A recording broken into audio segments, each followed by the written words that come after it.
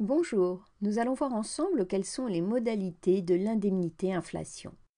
L'indemnité inflation est un dispositif général visant à soutenir le pouvoir d'achat.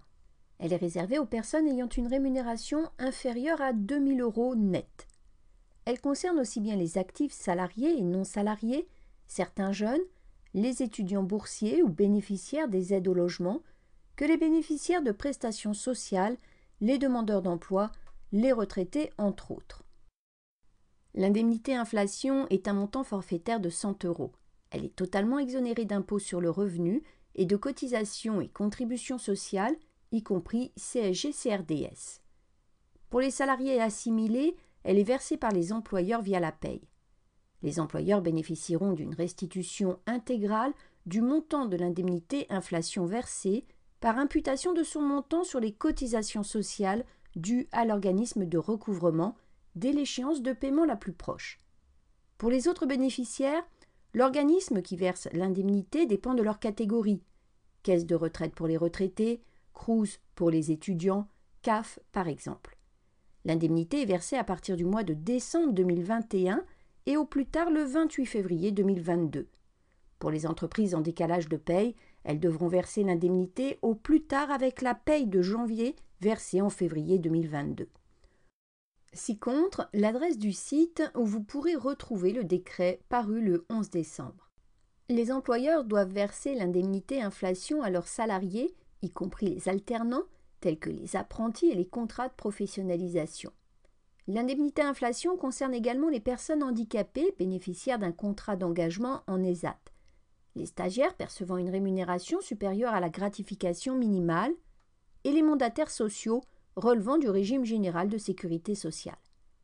Les employeurs doivent également verser l'indemnité inflation aux anciens salariés ayant touché en octobre 2021 une allocation de pré-retraite d'entreprise, aux travailleurs à domicile, aux vendeurs à domicile indépendants et non inscrits au RCS, aux vendeurs colporteurs de presse titulaires d'un contrat de mandat.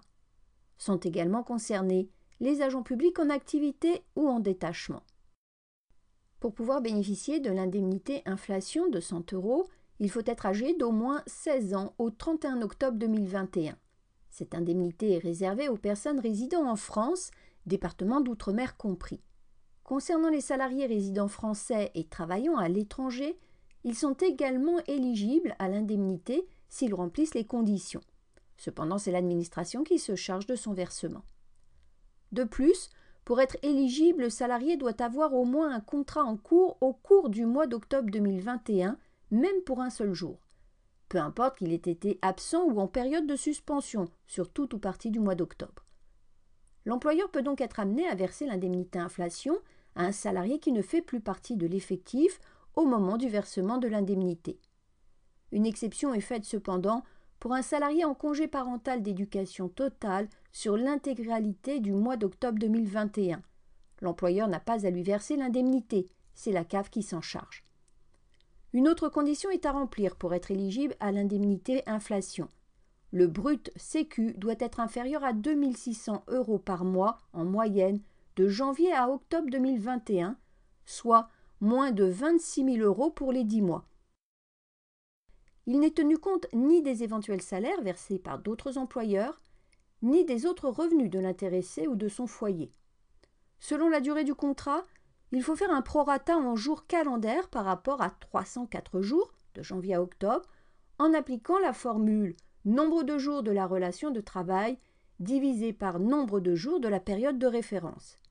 Par exemple, un salarié embauché le 1er août 2021 et toujours sous contrat au 31 octobre est éligible si sa rémunération perçue entre août et octobre 2021 est inférieure à 7 868,42 €, c'est-à-dire 92 divisé par 304 multiplié par 26 000 €.